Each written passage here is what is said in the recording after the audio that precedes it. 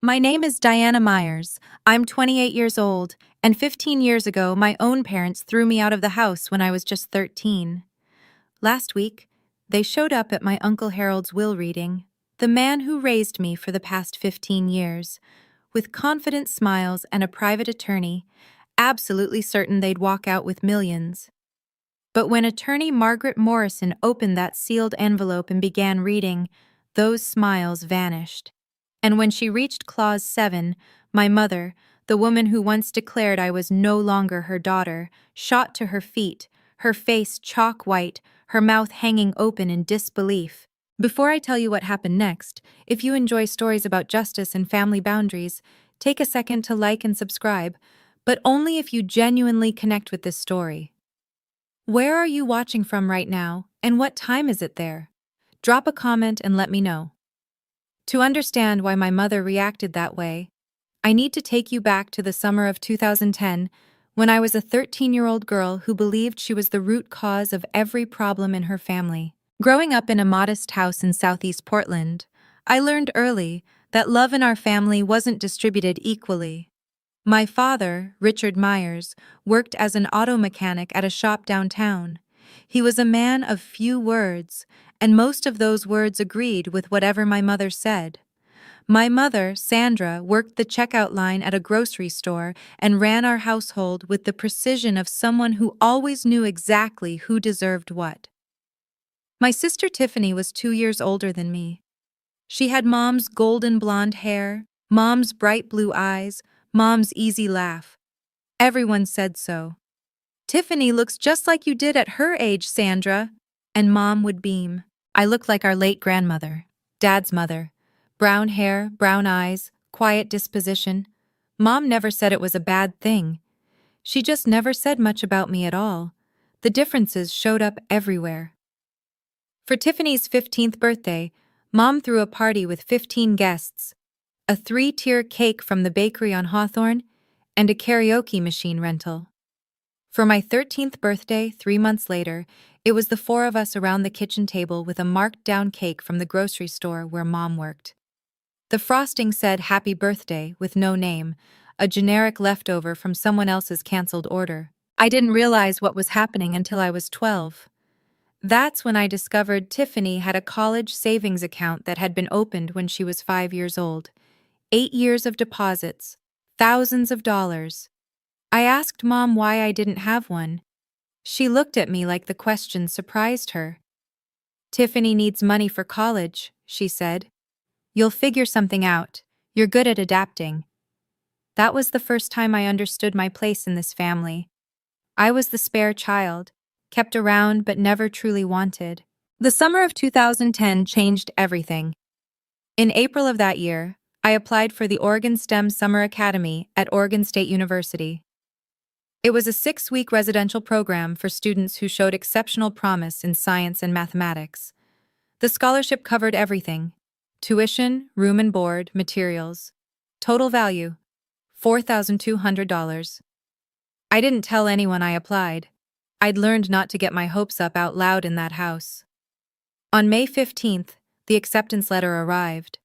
Out of over 2,000 applicants from across Oregon, 50 students had been selected. I was one of them. For exactly one afternoon, I felt like I mattered. Then Tiffany found out about a performing arts camp in California that her drama teacher had mentioned. 3 weeks, no scholarship, price tag, $3,800. That night at dinner, Mom announced the solution she'd worked out in her head. "Diana, you'll decline that science thing. We can't afford to send both of you to summer programs, and Tiffany's camp will help her college applications." She said it like she was discussing meal planning, not crushing someone's dreams. I stared at my plate. The words came out before I could stop them. "No." The whole table went silent. Even the refrigerator seemed to stop humming. "Excuse me?" Mom's voice dropped to that dangerous register I'd heard her use on store customers who tried to use expired coupons. "This scholarship isn't your money to redirect," I said, my voice shaking but clear. "I earned this. It's mine." Mom looked at me like I'd transformed into a stranger right before her eyes. "If you can't sacrifice for this family," she said slowly, Then you're not part of this family. At 13, I thought she was just angry. I didn't realize she meant it literally. 3 days after that dinner, I came home from the public library to find my belongings packed into 2 black garbage bags sitting on the front porch. My mother stood in the doorway, arms crossed. She didn't look angry anymore. She looked resolved, like someone who'd just finished an unpleasant chore. "I called Harold," she said. "He'll be here to pick you up. From now on, you're his problem." I stood there on the porch I'd known my entire life, trying to process what was happening. Behind Mom, I could see Dad in the hallway. He didn't look at me. He didn't say anything. I looked up at the second-floor window. Tiffany was watching from behind the curtain. When our eyes met, she stepped back into the shadows of her room. She didn't come down. I waited on that porch from 6 in the evening until 10 at night. 4 hours. My mother went back inside after the first 5 minutes. The porch light never came on. Uncle Harold lived in Seattle, 3 hours away. He drove through the night to get to me. When his gray Honda pulled into the driveway, I was still sitting on those garbage bags, knees pulled to my chest. He got out without saying anything at first, just walked up, looked at me, and wrapped me in a hug so tight I couldn't breathe. "From now on," he said quietly, "you have a home." That night, as we drove north through the darkness toward Seattle, I didn't know that my mother had signed a document before Uncle Harold left. I didn't know what it meant. I was just a scared kid staring out the window, wondering what I'd done wrong. It would take 15 years for that document to resurface, and when it did, it would change everything. Uncle Harold's house in Seattle's Ballard neighborhood wasn't large, but it felt enormous compared to the cramped space I'd occupied in my family's home. For the first time in my life, I had a room that was entirely mine. More importantly, I had someone who believed in me.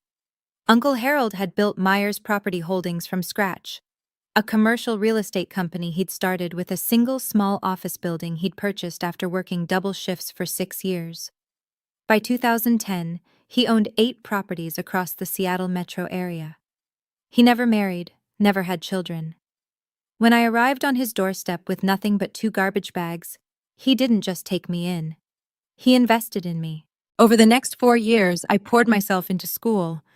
I graduated from Ballard High in 2014 as class valedictorian, president of the math club, with a 4.0 unweighted GPA. The University of Washington offered me admission with a partial scholarship to their Foster School of Business.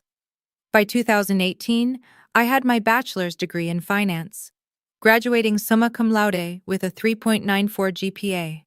Uncle Harold had given me internship opportunities at Myers Property Holdings starting my sophomore year. I learned the business from the ground up: data entry, lease analysis, tenant relations, property assessments. In 2019, after 18 months at a Big Four-style accounting firm I'll call Mitchell & Partners, I earned my CPA certification. 1 year later, Uncle Harold offered me a position as controller. By 2021, I was CFO. On my 26th birthday, I managed a portfolio of 12 commercial properties with a combined value of $23.7 million. Uncle Harold sent me an email that day. I still have it saved. The subject line read, "To my daughter." The message was simple.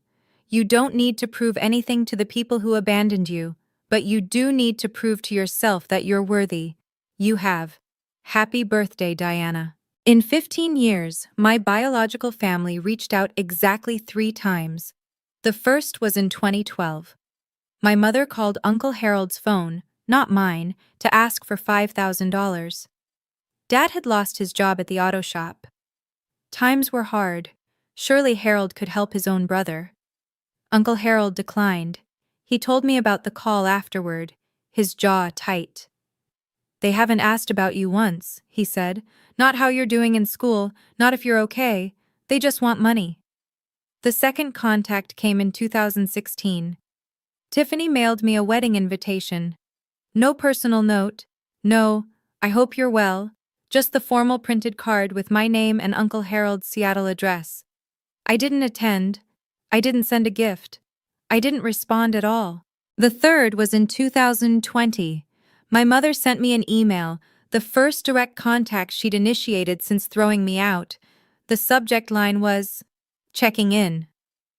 The message mentioned that she'd seen an article in Seattle Business Journal about Myers Property Holdings expanding into the East Side market. She hoped I was doing well, and suggested we should catch up sometime. I deleted the email without responding. I wasn't holding grudges. I had simply built a life that didn't include them, and I saw no reason to change that. In the summer of 2024, Uncle Harold received a diagnosis that changed everything. Congestive heart failure, advanced stage. The doctors gave him 12 to 18 months.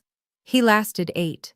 During those final months, Uncle Harold met with his estate attorney multiple times.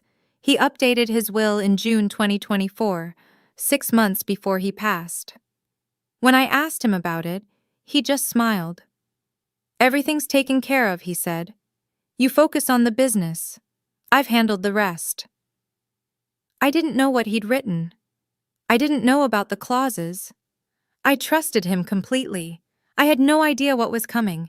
Uncle Harold passed away on February 28, 2025. He went peacefully in his sleep at Swedish Medical Center with me holding his hand. 1 week later, on March 7th, I was in my office at Myers Property Holdings when my phone buzzed with an unknown Portland number. I almost didn't answer. "Diana?" The voice was immediately recognizable. 15 years hadn't changed my mother's particular way of saying my name, like she was tasting something she wasn't sure she wanted to swallow. "Sandra." I kept my voice neutral, not Mom, just her name. A brief pause. I could almost hear her recalibrating. "I heard about Harold," she said. "I'm so sorry for your loss. I was thinking I should come up for the memorial service, pay my respects. The memorial was 3 days ago." Another pause. "Oh. Well, I also heard there's a will reading coming up. Family has a right to attend these things, you know, especially when it involves a brother's estate." There it was, the real reason for the call. "How did you find out about the will reading?" "I have an attorney, Victor Harrington. He made some calls." The name sparked a faint memory. Uncle Harold had mentioned a Victor Harrington once, an attorney he'd consulted years ago and decided not to work with. I spoke to Margaret Morrison, Uncle Harold's estate attorney, the next morning. She confirmed my suspicions. Sandra had hired Victor Harrington to file a claim challenging the will. Their grounds: undue influence, alleging that I had manipulated a sick man in his final months. They were also demanding to attend the will reading as immediate family members of the deceased. I stared at the photo of Uncle Harold on my desk. In the picture, he was smiling. Almost like he'd known this would happen. Almost like he'd planned for it. Margaret Morrison's office occupied the 47th floor of the Columbia Center, Seattle's tallest building. Through the floor-to-ceiling windows, you could see all the way to Mount Rainier on a clear day. March 10th wasn't clear. Rain streaked the glass as Margaret laid out the situation.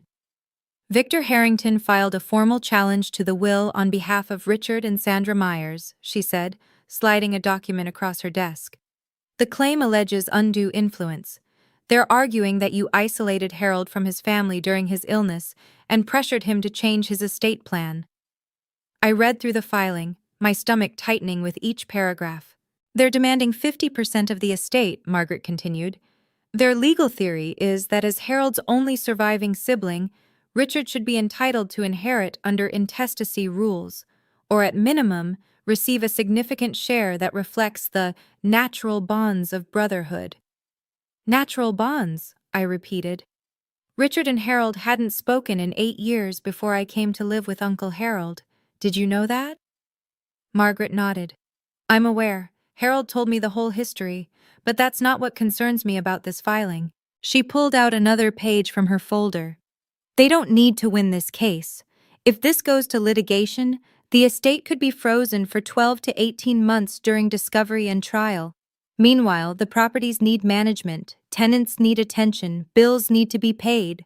A protracted legal battle could cost hundreds of thousands in legal fees and potentially devalue the entire portfolio.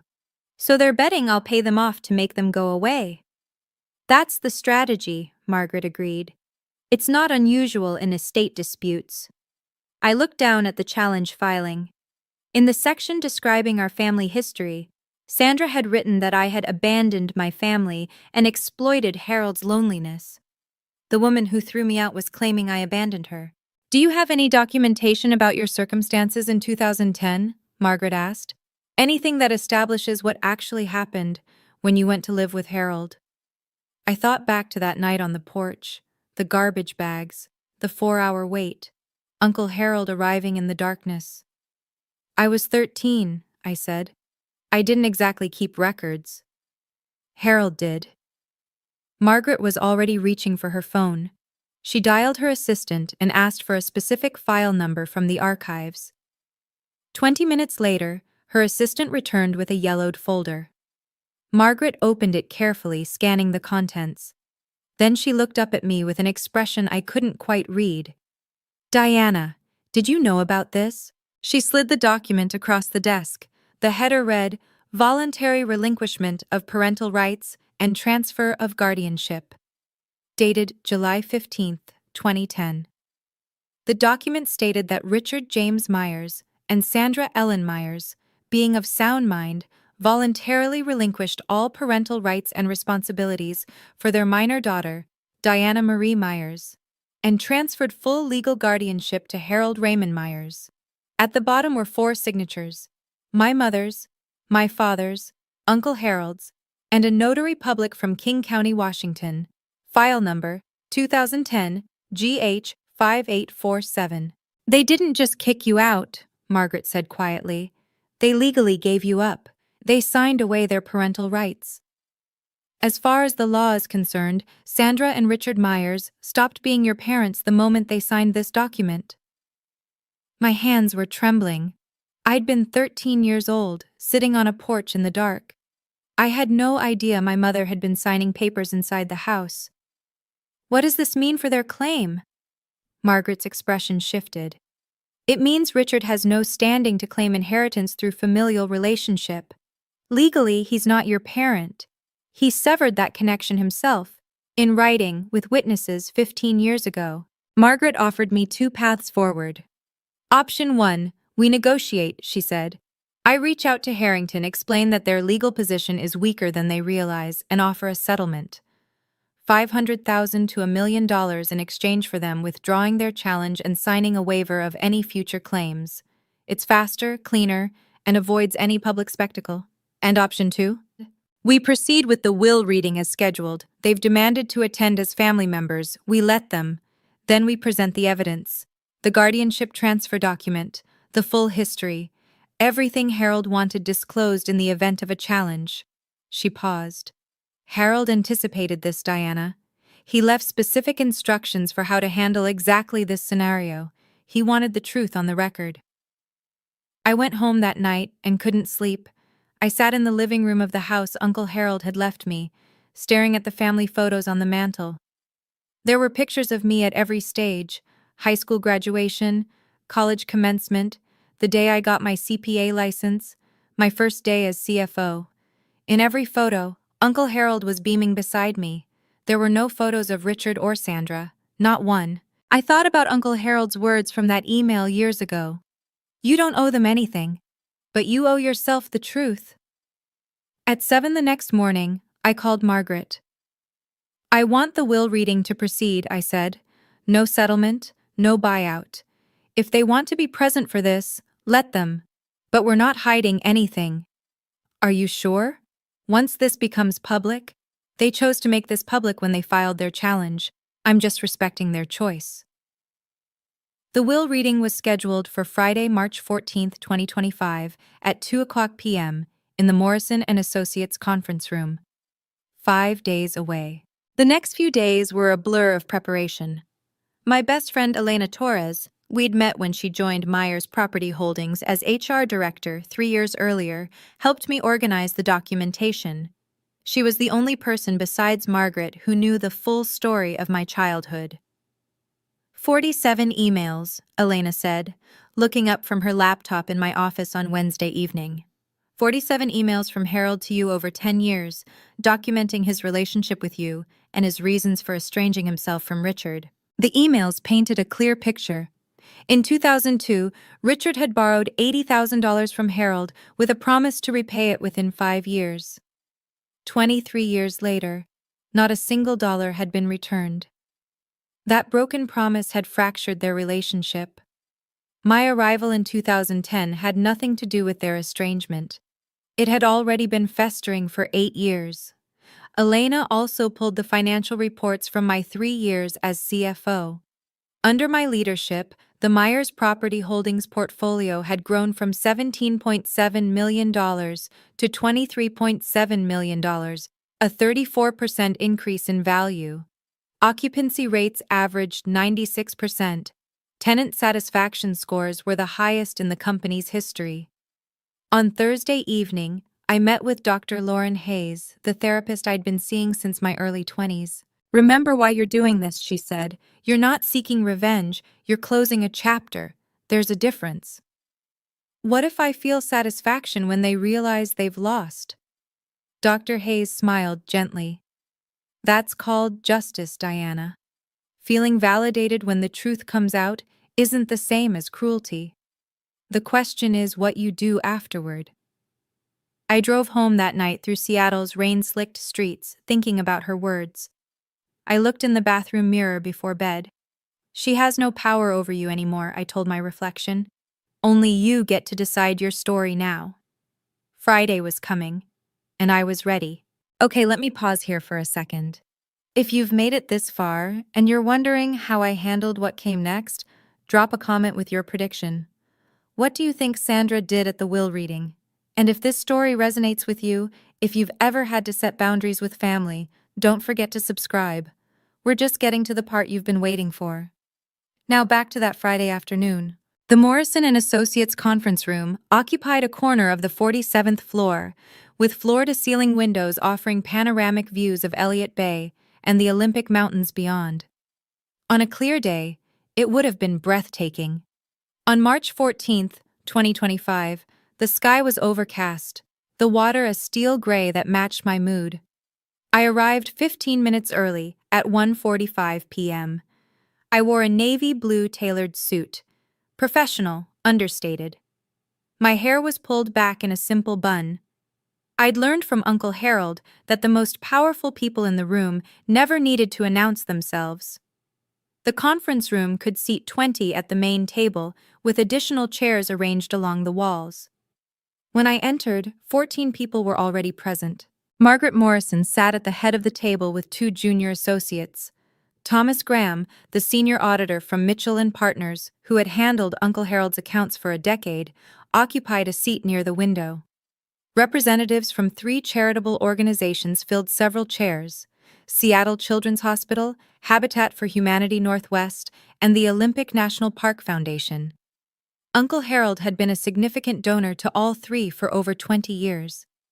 5 senior staff members from Myers Property Holdings sat together near the door. They'd worked with Uncle Harold for years and had known me since my intern days. Margaret caught my eye and nodded toward a seat at the center of the table, directly across from where she would be reading the will. I took my place, arranging the folder of documents Elena had prepared in front of me. Through the glass wall of the conference room, I could see the elevator lobby.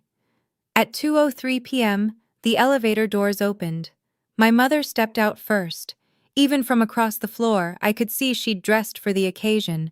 Black dress, pearl necklace, full makeup. Behind her came my father, my sister, and a man in an expensive suit carrying a Mont Blanc briefcase. The show was about to begin. Sandra Myers entered the conference room like she owned it. That was always her way, projecting confidence she hadn't earned, claiming space she hadn't been given. She wore a black dress that looked new, and her pearl necklace caught the overhead lights as she surveyed the room with a practiced expression of dignified grief. Behind her, my father Richard shuffled in wearing a gray suit that didn't quite fit anymore. He'd gained weight in the years since I'd seen him. His eyes found me briefly, then darted away. He'd always been good at looking away. Tiffany followed in a pastel pink dress, an odd choice for a will reading, like she'd gotten confused about what event she was attending. At 30, she looked tired in a way that had nothing to do with the early morning flight from Portland. Their attorney, Victor Harrington, brought up the rear. He was tall, silver-haired, with the kind of polished confidence that came from decades of high-stakes litigation. His Mont Blanc briefcase probably cost more than my first month's salary at Mitchell & Partners. Sandra's gaze swept the room until it landed on me. "Ah," she said, her voice carrying in that way she'd perfected. "You're here already." I didn't stand. Sandra. The single word, her name, not Mom, made her pause mid-stride. Something flickered across her face, then she recovered. "I was hoping we could speak privately before this starts. Family matters should be handled by family."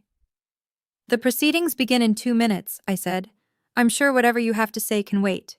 Margaret Morrison rose from her seat. "Mrs. Myers, Mr. Myers, Ms. Myers, Mr. Harrington, there are seats arranged for attending parties along the wall. The main table is reserved for beneficiaries and estate representatives." Sandra's jaw tightened visibly. She'd expected a seat at the center of things. Instead, she was being directed to the margins. She wasn't even at the table. Sandra didn't take her seat quietly. Instead, she detoured past the representatives from Seattle Children's Hospital, pausing to introduce herself with an expression of practiced sorrow. "I'm Sandra Myers," she said, loud enough for most of the room to hear. "Harold's sister-in-law. We were quite close for many years, before this unfortunate estrangement." She glanced meaningfully in my direction. The hospital representative, a woman in her 50s named Dr. Patricia Wells, nodded politely but said nothing. Sandra continued, undeterred. "It's so tragic how some people come into a family and create division. Harold was such a generous man, so trusting, perhaps too trusting." I kept my eyes on my folder. I didn't respond. I'd learned long ago that Sandra fed on reactions. Tiffany, settling into a chair against the wall, added her piece. "Uncle Harold used to visit us in Portland all the time when we were kids. I don't understand why she gets to sit up there and we're back here." Victor Harrington was already taking notes, his pen moving across a legal pad, documenting everything, building their case, looking for any reaction he could twist. I gave him nothing. Sandra took her seat beside Tiffany, but she wasn't finished. As Margaret organized her papers at the head of the table, Sandra's voice cut through the quiet room once more. "A child who's been rejected by her parents usually has a reason. I just wish Harold had seen through her the way we did. A mother always knows." The words hung in the air. Several people in the room shifted uncomfortably. Thomas Graham, the auditor, was staring at Sandra with open disbelief. I looked at her, really looked at her, for the first time in 15 years. She hadn't changed at all. The same certainty, the same need to control the narrative, the same absolute conviction that she was the victim. Margaret cleared her throat. "It's 2:10, we'll begin." Margaret Morrison broke the seal on a large envelope with the careful precision of someone who had performed this ritual hundreds of times. "This is the last will and testament of Harold Raymond Myers," she began, her voice carrying the formal weight the moment demanded. "Born July 4, 1953, deceased February 28, 2025. This document was executed on June 18, 2024, and represents the final expression of Mr. Myers's wishes regarding the disposition of his estate." Sandra sat forward slightly, her pearl necklace catching the light. Margaret continued reading the preliminary sections. Article 1 confirmed Harold's identity and residence. Article 2 declared him to be of sound mind. Margaret noted that a psychiatric evaluation had been conducted by Dr. Stephen Park on June 10, 2024, 8 days before the will was signed. The evaluation confirmed Mr. Myers possessed full testamentary capacity and was under no undue influence at the time of execution, Margaret read. I caught Sandra exchanging a glance with Victor Harrington. They'd been banking on challenging Harold's mental state. This documentation complicated their strategy. Article 3 revoked all prior wills and codicils. Then Margaret turned to Article 4, the inventory of assets. At the time of death, Mr. Myers' estate included the following: 12 commercial properties located throughout King County and Snohomish County with a combined assessed value of $18.2 million. Investment accounts containing diversified equity holdings valued at approximately $4.1 million. Cash and liquid assets totaling $1.4 million. I heard Tiffany whisper to Sandra, "That's almost $24 million." Sandra nodded, her eyes calculating. Margaret looked up briefly. The will contains 47 pages. I will now proceed to Article 5, which addresses specific bequests and exclusions. She turned the page and adjusted her reading glasses. Article 5, regarding Richard James Myers, brother of the deceased. Sandra actually smiled. She wouldn't be smiling for long. Margaret's voice was steady as she read the opening line. I make no provision in this will for my brother, Richard James Myers, for the following reasons, which I wish to be read aloud and entered into the record. Sandra's smile flickered. Margaret continued reading Harold's words. First, in March of 2002, Richard borrowed $80,000 from me with a written promise to repay the full amount within 5 years. 23 years have passed. Not $1 has been returned. I have retained the original promissory note as documentation. Richard's face went pale. He hadn't expected this. Second, on July 15, 2010, Richard and his wife Sandra voluntarily executed a legal document relinquishing all parental rights to their daughter Diana Marie Myers, transferring full guardianship to me. This document was properly witnessed and notarized. Sandra shot to her feet. What does that have to do with anything? Margaret paused, looked at Sandra over her glasses, and continued reading without acknowledging the outburst. The significance of this document is as follows. By legally terminating their parental relationship with Diana, Richard and Sandra severed any claim they might have had to inherit from me through her. Diana is my legal heir. Richard is not her legal father. Therefore, Richard has no familial relationship with my designated heir, and no standing to challenge this will on grounds of family connection. Richard stood now, too. This is ridiculous! I'm Harold's brother, his blood brother! Victor Harrington grabbed Richard's arm, pulling him back down.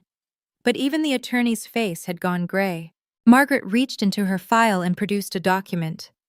For the record, the original voluntary relinquishment of parental rights is on file with King County Family Court, file number 2010 GH 5847. I have a certified copy here, which any party may examine. She laid the document on the table.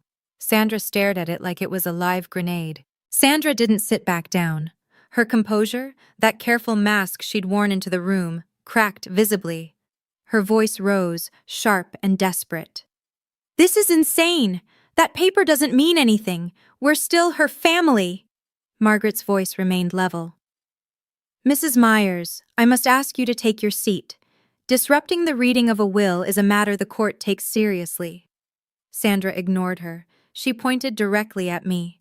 She did this. She manipulated Harold against his own family. She poisoned him against us. Dr. Patricia Wells from Seattle Children's Hospital looked uncomfortable. The charity representatives hadn't signed up for a family meltdown. Tiffany tugged at Sandra's sleeve. Mom, sit down. People are watching.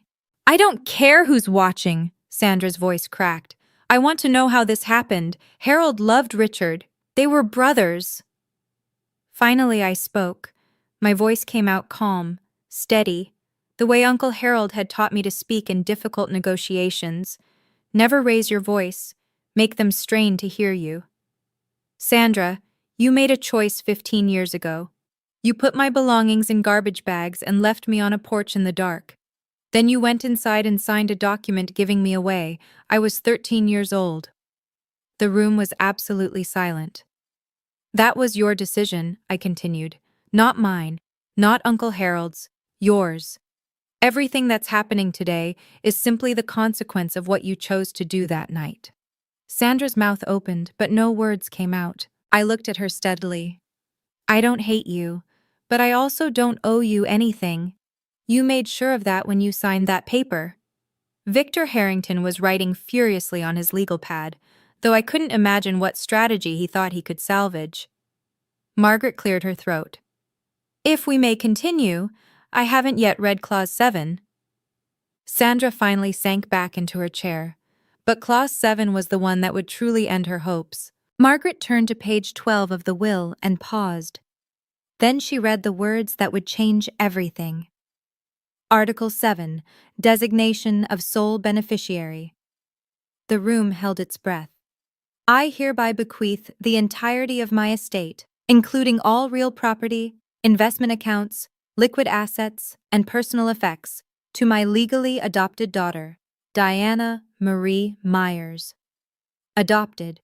The word hung in the air like a thunderclap. Sandra's face went white, actually white, like someone had drained the blood from her head. Adopted? Richard's voice was hoarse. Since when? Margaret answered with the same calm precision she'd used throughout. Mr. Harold Myers formally adopted Diana Marie Myers on September 12, 2012, when she was 15 years old. The adoption was finalized in King County Family Court, file number 2012 AD 3291. As Mr. and Mrs. Richard Myers had already legally relinquished their parental rights in 2010, no additional consent was required. Tiffany stared at me. So you're not related to us anymore? I met her eyes. Not legally. Not since Mom and Dad signed me away. Margaret continued reading. Diana is not merely a beneficiary. She is my daughter in every way that matters, legally, practically, and emotionally. She has worked alongside me for years, proven her competence and integrity, and I trust her completely to continue the work I began. There is no one more deserving of this inheritance, and no one I love more. My vision blurred.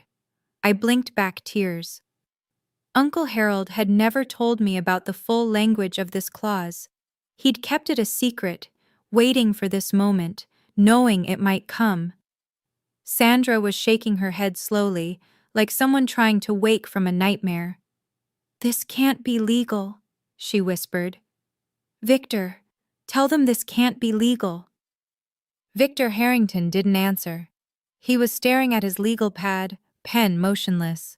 He knew the case was over. Margaret reached into her folder and withdrew a sealed envelope, smaller than the others. There's one more item, she said. Mr. Myers left a personal letter for Diana, with instructions that I offer to read a portion aloud during this proceeding, if Diana consents. I nodded, not trusting my voice. Margaret opened the envelope carefully and unfolded a single handwritten page. Uncle Harold's familiar script filled the paper, the same handwriting I'd seen on birthday cards and emails and notes left on my desk over 15 years. Margaret began to read. Diana, if this letter is being read aloud, it means things happened exactly as I expected. Your biological family showed up looking for money they never earned from a man they never cared about. I'm sorry you have to go through this, but I also know you're strong enough to handle it. A soft sound escaped Sandra's throat, almost a whimper. You came to me as a wounded child, thrown away by people who should have protected you, but you didn't let that define you. You transformed your pain into determination, your loneliness into independence, your rejection into resilience. I have never been more proud of anyone in my entire life. Margaret's voice softened slightly as she continued. I didn't save you, Diana. You saved yourself. I just gave you a place to do it.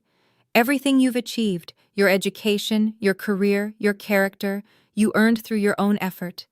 I'm leaving you my estate not because you need it, but because you deserve it. And because I know you'll use it to help others the way I tried to help you. Tears were streaming down my face now. I didn't try to stop them. Don't let them make you feel guilty for surviving them. Don't let them back in unless you choose to. You owe them nothing. You owe yourself everything. I love you, Diana. Forever your father, Harold. Sandra made one last desperate play. She stood again, but this time her voice had shifted. The anger was gone, replaced by something that was meant to sound like wounded motherhood. Diana, sweetheart, I know things were hard when you were young. I made mistakes, I admit that now. But we're still blood. We can work through this. Can't we at least talk about dividing the estate fairly? I wiped my eyes and looked at her. You gave up the right to call me sweetheart 15 years ago. I want to contest this will, Sandra announced to the room. Victor, tell them. We have grounds, undue influence. Harold was sick, she isolated him. Victor Harrington finally spoke, though he sounded like a man reading his own obituary. Mrs. Myers, perhaps we should discuss our options privately. No, tell them, we're going to fight this! Margaret interrupted by turning her iPad around to face the room. On the screen was an email thread. Mr. Harrington, perhaps you'd like to explain this to your clients. The room went quiet. Margaret read aloud. This is an email dated March 3, 2022, from Harold Myers to Victor Harrington. The subject line is terminating services. In the email, Mr. Myers writes, Victor, I am ending our professional relationship. Your advice that I include Richard in my estate plan despite his years of financial exploitation and his treatment of Diana is unacceptable. I will be engaging new counsel. She looked up at Victor. You previously represented Harold Myers. You were terminated because you advocated for Richard's interests over Harold's wishes. And now you've accepted this case against Harold's estate, without disclosing that conflict of interest to your current clients. Victor's face had gone the color of old concrete. Sandra turned to stare at him. You told me we would win. He had no answer. Victor Harrington stood up abruptly, gathering his Mont Blanc briefcase with shaking hands. I need to review these documents, he said, his voice stripped of its earlier polish. We should discuss our options privately, Mrs. Myers. Discuss what? Sandra's voice was rising again. You're leaving? Right now? In the middle of this? Victor didn't answer. He was already moving toward the door, walking with the stiff gait of a man who knew his career might be imploding. Victor! Sandra called after him. Victor! The conference room door closed behind him with a soft click. Sandra stood frozen, abandoned by her own attorney in front of everyone she'd hoped to impress. Richard hadn't said a word in minutes. He sat slumped in his chair, staring at the floor. He'd spent his whole life following Sandra's lead, and now she had led them both off a cliff. Tiffany was crying quietly. I couldn't tell if she was upset about the money or about the public humiliation. Sandra turned back to me one more time. The mask was completely gone now. Underneath it was just desperation, and beneath that, something that might have been the first stirrings of real regret. Diana, her voice broke. We can still, we're still a family, aren't we? Blood is blood. You could still... I stood up from the table. Sandra, you stopped being my family on July 15th, 2010. You signed the document yourself. I didn't make that choice, you did. I gathered my folder and looked at her steadily. I don't hate you. I actually feel sorry for you, but you have no claim on me. Not legally, not emotionally, not in any way that matters. I turned to Margaret. Can we continue with the remaining articles? Margaret nodded. Sandra sat down heavily. She didn't speak again for the rest of the reading. Margaret turned to the next section with practiced calm. Article 9, Charitable Bequests. The representatives from the 3 charitable organizations straightened in their seats. I direct that the following gifts be made from my estate. $500,000 to Seattle Children's Hospital, to be used for the establishment of a scholarship fund for children from disadvantaged backgrounds. $300,000 to Habitat for Humanity Northwest, for the construction of affordable housing in the greater Seattle area. $200,000 to the Olympic National Park Foundation, for wilderness preservation and environmental education programs.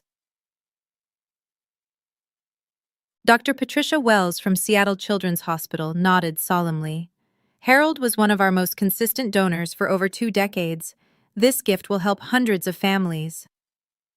The representative from Habitat for Humanity added, We've built 6 homes with Harold's previous donations. This will fund at least 4 more. Margaret continued. I also request that my daughter Diana continue the charitable giving programs I established during my lifetime, at her discretion. I trust her judgment completely. I found my voice. I will. I'll honor everything Uncle Harold built. A thought occurred to me as I looked at the 3 charity representatives sitting in this room. They weren't here because the law required it. They were here because Uncle Harold had asked them to come. He'd wanted witnesses, neutral parties who could testify to exactly what had happened here today if Sandra and Richard tried to pursue their case further. Uncle Harold had anticipated every move. Dr. Wells caught my eye and offered a small, kind smile. Harold used to talk about you constantly, every board meeting, every donor event. Diana did this, Diana achieved that. He was so proud of you. I blinked back fresh tears. Even in death, Uncle Harold had surrounded me with people who believed in me. When Margaret finished reading the final articles of the will, she turned to me. Diana, as sole beneficiary and executor, would you like to say a few words? I hadn't planned to speak, but 47 pairs of eyes were watching me, and I realized there were things that needed to be said, not for Sandra's benefit, but for my own. I rose from my seat. Most of you knew Uncle Harold far longer than I did. He took me in when I was 13 years old and had nothing. He gave me a home, an education, and most importantly, a family that chose to love me. I looked around the room, at the Myers Property Holdings employees who had watched me grow from an intern into a CFO, at the charity representatives who had witnessed Uncle Harold's generosity for decades. With this inheritance, I intend to continue everything Harold built. The properties will be managed with the same integrity he established. The charitable commitments will be maintained, and I'll be establishing a new scholarship fund, the Myers STEM Scholarship, for children from difficult family situations who need someone to believe in them. My eyes found Sandra, still sitting rigid in her chair. As for my biological relatives, I hold no grudge. I've made peace with what happened. But peace doesn't mean pretending it didn't happen, and it doesn't mean opening doors that I've worked hard to close. I took a breath. Harold taught me that family is about choice. The people who show up for you when everything falls apart, those are your family. By that definition, the people in this room who knew Harold, who worked with him, who respected him, you're more my family than the people who share my DNA. I sat back down. The room was silent for a long moment. Then Thomas Graham, the auditor, began to clap. Others followed. Sandra didn't move. Margaret formally concluded the reading at 3:47 p.m. The will has been read in its entirety. All legal requirements have been satisfied. Ms. Myers, you may contact our office next week to begin the transfer process. The estate should be fully settled within 14 business days. People began to rise, conversations murmuring to life around the room. Sandra stood slowly, like a woman who had aged 10 years in 2 hours. Richard was already shuffling toward the door, not looking at anyone. Tiffany gathered her purse and followed her father without a word. Sandra lingered. She turned back to look at me one final time. Her makeup had smeared slightly around her eyes. The confident woman who had entered this room expecting millions now looked diminished, smaller somehow. She opened her mouth as if to say something. I saw her lips form what might have been the beginning of "I'm sorry." But then she closed her mouth, turned away, and walked out. I watched her go. This woman who had thrown me away like damaged goods, who had signed papers to make it legal, who had shown up 15 years later, expecting to profit from her cruelty. I felt a brief flicker of something, not satisfaction exactly, not vindication, something more complicated, the strange emptiness that comes when a chapter finally closes. Dr. Wells from Seattle Children's Hospital approached me as the room cleared. Harold talked about you every time we met, she said, shaking my hand. He told me once that taking you in was the best decision he ever made. I can see why. She pressed a business card into my palm. When you're ready to discuss that scholarship fund, please call me directly. Elena appeared at my side, squeezing my arm. You did it, she said quietly. Harold would be so proud. I looked at the photo of Uncle Harold I'd brought with me. I hoped she was right. I need to take a breath here for a second. That was the moment I'd been dreading and hoping for at the same time. If you've ever had to stand up to someone who hurt you, someone who still believed they were the victim, you know how exhausting it is. Have you been through something similar? Tell me in the comments. And if you want to know what happened after that conference room emptied, stay with me. The story isn't over. 1 week after the will reading, Margaret Morrison filed a formal complaint with the Washington State Bar Association. The subject, Victor Harrington's ethical violations. I didn't ask her to do it. She did it because it was her professional obligation. When an attorney witnesses another attorney violating the rules of professional conduct, reporting is required. The complaint outlined 3 violations. First, conflict of interest. Harrington had previously represented Harold Myers and gained confidential information about his estate planning. Second, failure to disclose. Harrington never told Sandra or Richard about his prior relationship with Harold. Third, misrepresentation. Harrington had led his clients to believe they had a strong case when he knew, or should have known, that their legal position was fundamentally compromised. Margaret kept me updated throughout the process. 2 months after the filing, in late May 2025, the Bar Association issued its ruling. Victor Harrington was suspended from practicing law for 6 months. He was also fined $15,000 and required to complete additional ethics training. Within weeks of the suspension, 3 of Harrington's largest clients quietly transferred their business elsewhere. I heard through legal community gossip that his firm's revenue dropped by roughly $200,000 that year. Elena asked me once if I felt satisfied by Harrington's downfall. I didn't do anything to him, I told her. He did this to himself. I just happened to be there when the consequences caught up. That was the truth. I hadn't sought revenge against Victor Harrington. I hadn't filed the complaint. I hadn't lobbied for his suspension. He had made his own choices, taking a case he knew was ethically compromised, lying to clients who trusted him, betting he could win through intimidation rather than merit. His career suffered because of what he chose to do. Some people build their own prisons without any help.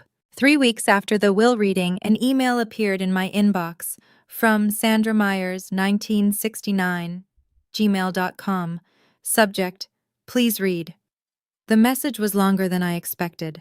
Sandra had never been one for written communication. She preferred phone calls where she could control the tone, interrupt, redirect. Diana, I know you probably won't read this, but I need to say some things. I've been thinking about what happened at the will reading. I was angry, and I said things I shouldn't have, but I want you to know that I understand now that I made mistakes when you were young. I was overwhelmed. Your father and I were struggling financially.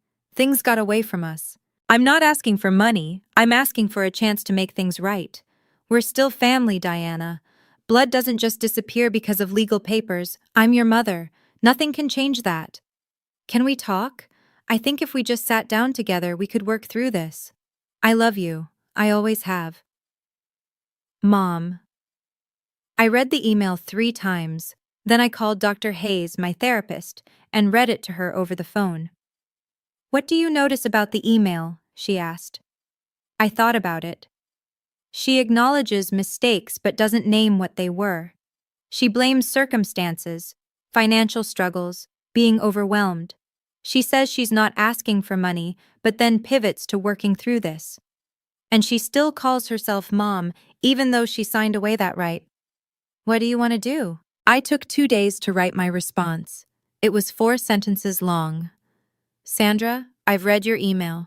I forgave you a long time ago, for myself, not for you, but I don't want a relationship with you. Please don't contact me again. She didn't reply. I felt no guilt, only clarity. 2 months after the will reading, a letter arrived at my Seattle address. Not an email. An actual letter, handwritten on plain paper, stuffed into a slightly wrinkled envelope with a Portland postmark. The return address listed T. Warren. Tiffany had taken her ex-husband's name when she got married. I opened it reluctantly, expecting more manipulation. What I found was different. Diana, I'm not writing this to ask for anything. I don't want money. I don't want forgiveness. I just need to say something I should have said 15 years ago. The night Mom and Dad kicked you out, I was watching from my bedroom window. I saw you sitting on the porch with those garbage bags. I watched for 4 hours. I saw you alone in the dark waiting and I never came down. I could have. I was 15. I could have brought you water or sat with you or at least told you I was sorry. Instead, I just watched from the window like a coward. That's haunted me ever since. Every time Mom would talk about you, always blaming you, always making herself the victim, I would think about that window, about what I didn't do. I'm not asking you to forgive me. I'm not asking for a relationship. I just wanted you to know that I know what I did was wrong. I failed you when you needed family most. You deserved better from your older sister. If you never want to hear from me again, I understand. But I couldn't let another year pass without telling you the truth. Tiffany. I read the letter 4 times. It was the first honest thing anyone in my biological family had ever said to me. I didn't write back immediately. I needed time to figure out what, if anything, I wanted to do with this unexpected opening. But for the first time in 15 years, I felt something other than distance when I thought about my sister. 4 months after the will reading, I finally wrote back to Tiffany. Dr. Hayes had helped me think through what I actually wanted, not what I felt obligated to do, not what would look generous or forgiving, what I genuinely wanted for myself. The answer surprised me. I didn't want to shut Tiffany out completely. Her letter had been the first honest acknowledgement of what happened that night. No excuses, no deflection, no requests for money, just accountability. But I also wasn't ready to trust her. 15 years of distance doesn't disappear because of one letter. So I wrote back with conditions. Tiffany, I've read your letter many times. I appreciate that you acknowledged what happened without making excuses. That took courage. I'm not ready for a full relationship, but I'm open to cautious contact under these conditions. First, no contact through Mom or Dad. I've ended communication with them permanently, and I need that boundary respected. Second, no discussions about money, inheritance, or anything related to Uncle Harold's estate. Ever. Third, I reserve the right to end any conversation without explanation. If I go quiet, I need you to respect that. If these conditions work for you, we can start with a monthly video call. 15 minutes, low pressure. We can talk about our lives, surface level at first. If that goes well, we can gradually build from there. This isn't me saying everything is forgiven and forgotten. This is me saying I'm willing to see if there's something worth building, but it has to be on my terms. Let me know if you accept these conditions. Diana. Her reply came 3 days later. One word. Accepted. I scheduled our first call for the following Saturday. 15 minutes. That was all I could commit to. But it was a start. The first video call with Tiffany happened on a Saturday afternoon in September 2025, 6 months after the will reading. I sat in my home office with my laptop open, watching the seconds count down until 2:00 p.m. My heart was beating faster than it had during the will reading. This felt more dangerous somehow. Confronting Sandra had been about defending myself against an attack. This was about choosing to be vulnerable. The call connected. Tiffany's face filled the screen. She looked different than she had at the will reading, less made up, more tired, but also somehow more real. "Hi," she said. "Hi." We stared at each other for a moment. 15 years compressed into a video call rectangle. "I wasn't sure you'd actually answer," she admitted. "I almost didn't." That broke something loose. Tiffany laughed, a nervous, relieved sound, and I found myself almost smiling. We kept it light, as I'd requested. Surface level. She told me about her job. She was training to become a nail technician, working toward getting licensed. She mentioned her kids, Jaden, 8, and Lily, 6, without asking me to be their aunt. I told her about the business, about Seattle weather, about nothing too personal. At 14 minutes, I said we should wrap up. Diana? Tiffany's voice stopped me before I could end the call. Thank you for giving me a chance. I know you didn't have to. This is step one, I said. We'll see where it goes. Step one is more than I expected. We scheduled another call for the following month. After she hung up, I sat in my office for a long time, processing. I didn't know if Tiffany and I would ever have a real relationship. Maybe we'd stay in this tentative place forever. But for the first time, I was the one deciding what happened next. That power was worth more than the inheritance. March 14th, 2026. 1 year exactly since the will reading that changed everything. I stood outside a modest commercial building on Capitol Hill, the first property Uncle Harold ever purchased, back in 1987, when he was a 34-year-old with a dream and barely enough money for a down payment. The building had been renovated last fall. New windows, updated HVAC, fresh landscaping. But today I was here for something else. A bronze plaque had been mounted beside the main entrance, the Harold R. Myers Building, in memory of a man who chose love over blood, 1953 to 2025. I touched the letters of his name, feeling the cold metal under my fingertips. In the years since the will reading, Myers' property holdings had grown by 12%, bringing the portfolio value to $26.5 million. Occupancy rates remained above 95%. We'd expanded into 2 new properties and upgraded 3 existing ones. More importantly, the Myers STEM Scholarship had awarded its first grants. 5 students from difficult family situations, each receiving full funding for summer programs in science and mathematics. Dr. Wells at Seattle Children's Hospital had helped select the recipients. Tiffany and I still talked once a month. The conversations had gotten slightly easier. We'd graduated from 15 minutes to 25. I'd seen pictures of her kids. She'd seen pictures of my apartment. We weren't sisters in any traditional sense, but we were something. Sandra and Richard had stopped trying to contact me. I didn't know what their lives looked like now, and I found that I didn't need to know. Elena walked up beside me, looking at the plaque. You okay? I considered the question. I'm peaceful, I said. That's even better than happy. Uncle Harold had taught me that family is a choice, and I had finally learned to choose myself. The sky over Seattle was clear for the first time in weeks. I could see all the way to the mountains. If I look at my own story through a psychological lens, there's a concept called conditional self-worth, the belief that you're only valuable if certain people approve of you. I spent the first 13 years of my life trapped in that belief. My mother's indifference felt like proof that I didn't matter. What actually saved me wasn't Uncle Harold's money, it was his unconditional acceptance. He saw me for who I was, not who I should have been. Here's what I want you to take from this story. You don't need anyone's permission to know your worth, and you have every right to set boundaries, even with family, even with parents, even with blood. Forgiveness is something you do for yourself.